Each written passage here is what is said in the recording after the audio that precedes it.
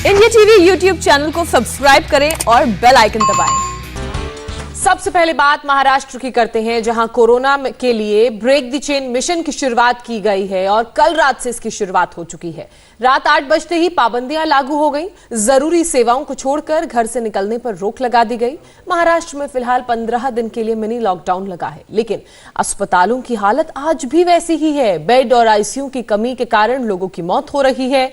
अब सवाल है कि क्या कोविड काल में मैनेजमेंट, सरकारी व्यवस्थाओं के बूते की बात नहीं रह गई है। गेटवे ऑफ इंडिया पर सन्नाटा, दादर का बाजार बंद, मरीन ड्राइव में चेकिंग, गिरगांव चौपाटी पर बैरिकेड और सीएसटी स्टेशन पर अपने घरों को लौटते प्रवासियों की भीड़। बुधवार रात को जैसे ही 8 बजा, महाराष्ट्र में दुकानों के शटर गिरने लगे, ट्रैफिक की रफ्तार शांत होने लगी। ये सब इसलिए हुआ क्योंकि जब कोरोना की दूसरी लहर में हालात बद से बदतर हो गए और सरकारी व्यवस्थाओं की पोल खुलने लगी, तो महाराष्ट्र सरकार ने ब्रेक द चेन का ऐलान किया। इस समय लैंडमार्क कहे जाने वाले गेटवे ऑफ इंडिया के पास मौजूद हैं, जहां पर आपको हम दिखाना चाहेंगे। पूरी तरीके से यहाँ पे सन्नाटा पसरा हुआ है।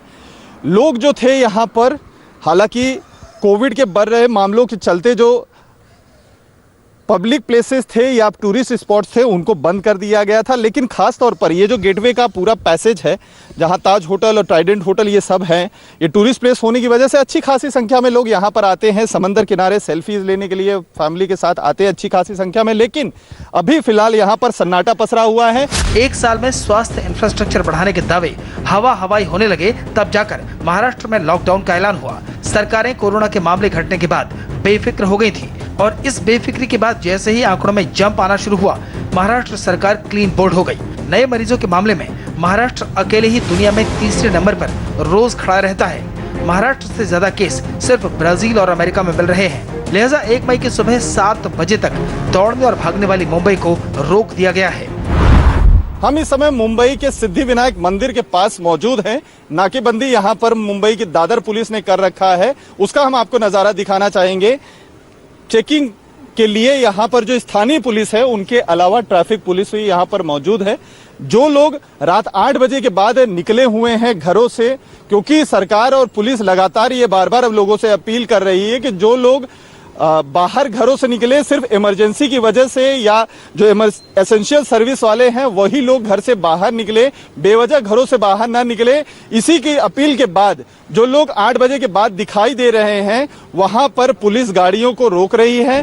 ब्रेक द चेन नाम से महाराष्ट्र में लागू लॉकडाउन के पहले दिन पुलिस और प्रशासन सख्त गाइडलाइंस को लागू करने में जुटे रहे, लेकिन इन पाबंदियों का सबसे बुरा असर उन मजदूरों पर पड़ रहा है जो दूसरे राज्यों से रोजी रोटी कमाने मुंबई या महाराष्ट्र के दूसरे शहरों से आए हैं। पिछली बार की तरह इस बार भी पाबंदी लगते ही इन मजदूरों के पास काम नहीं है। काम नहीं है तो पैसे की भी कमी हो गई, इसलिए इनके पास घर वापसी के अलावा दूसरा उपाय नहीं है।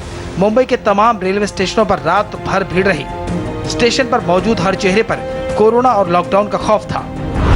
इस वक्त लोकमान्य तिलक टर्मिनस पर हम मौजूद हैं और यहाँ पर आपको कैमरे के जरिए हम दिखाने की कोशिश करेंगे कि लोग जो है वो भारी संख्या में यहाँ पे पहुँच रहे हैं। हर घंटे लोगों की भीड़ जो है वो बढ़ रही है। यहाँ से ट्रेन जो है बिहार, उत्तर प्रदेश के साथ साथ बंगाल के लिए खुलती है और जितने भी श्रमिक या प्रवासी हैं उसमें ज़्यादा से ज़्यादा लोग जो है वो वापस अपने घर लौट जाना चाहते हैं, क्योंकि काम धंधे इस वक्त बंद हैं। सरकार ने, महाराष्ट्र सरकार ने कोरोना के बढ़ते मामले को कम करने के लिए, संक्रमण को कम करने के लिए ये फैसला लिया है कि जो भी आवश्यक सेवाओं में जिनका शुमार नहीं है वो बंद रहेंगे। ये वजह है कि बहुत सारे लोग बेरोजगार हैं। महाराष्ट्र में पिछले 24 घंटे में 58,952 केस मिले हैं, तो मुंबई में पिछले 24 घंटे में 9,931 केस सामने आए। पिछले 4 दिन की बात करें तो मुंबई में 34,000 से ज्यादा केस मिले हैं। पूरे महाराष्ट्र में 4 दिन में 2,30,000 नए मरीज मिले हैं। सरकार ने पाबंदियां तो लगा दी हैं, भीड़ रोकने के लिए धारा 144 भी लगी है, लेकिन पाबंदियों के पहले दिन मुंबई में कई ऐसे इलाके भी नजर आए जहां लोग अब भी लापरवाही करते दिखे। गोरेगांव की ये तस्वीर देखिए, रात के 9 बज रहे थे और लग ही नहीं रहा था कि यहाँ कोई लॉकडाउन भी है। कोरोना संक्रमण ने महाराष्ट्र को त्रासदी की स्थिति में लाकर खड़ा कर दिया है। सिर्फ मुंबई ही नहीं, कई दूसरे शहरों की भी हालत बहुत खराब है।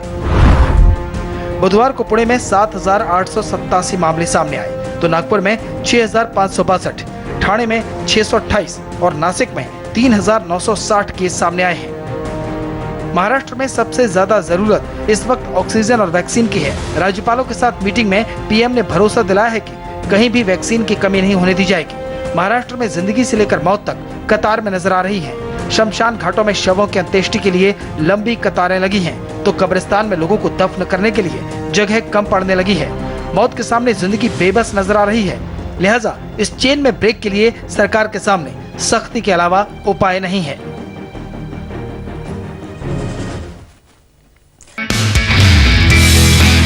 नमस्ते, मैं हूं मीनाक्षी जोशी। वीडियो और खबरों से अपडेट रहने के लिए India TV YouTube channel subscribe करें, बेल आइकन दबाना ना भूलें। जुड़े रहें इंडिया टीवी के साथ।